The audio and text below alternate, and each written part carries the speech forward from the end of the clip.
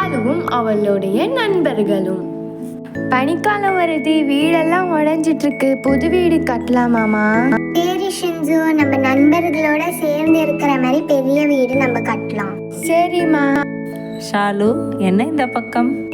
கவு காக்கா, நம்ம எல்லாருமே சேர்ந்து இருக்கிற மாதிரி ஒரு பெரிய வீடு கட்டலாம். என்ன பெரிய வீடா? அதுக்கு நிறைய செலவாகும். நம்ம காசு சேர்த்து வச்சு கட்டலாம். நல்ல விஷயம்தான். நண்பர்கள்கிட்ட எல்லார்கிட்டையும் சொல்லலாம். இந்த விஷயத்த சொல்லிட்டு போலான்னு தான் வந்த ஷாலு. மற்ற நண்பர்கள்கிட்ட இந்த விஷயத்த பகிர்ந்துக்கிறாங்க. சுகி ஒரு நல்ல மரத்தை தேடி போச்சா. அப்படியே கொஞ்சம் தூரம் பறந்து போயிட்டு இருக்கும்போது அங்க ஒரு பெரிய மரம் கண்ணுக்கு தென்பட்டுச்சா. ஆஹா, சூப்பரான பெரிய மரமா இருக்கே, இங்கே நம்ம எல்லாரோட வீடும் கட்டலாம்.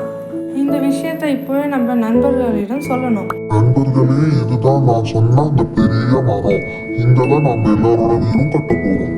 எல்லாருமே ஒரு ஒரு வேலையும் பகிர்ந்து செஞ்சுக்கிறாங்க. வேலை பண்ணி எல்லாரும் டயர்டா இருப்பீங்க, ஒரு ஐஸ் சாப்பிடலாமா?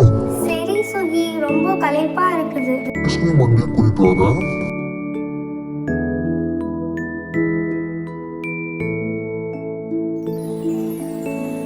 ஐஸா எனக்கு ரொம்ப பிடிக்கும்.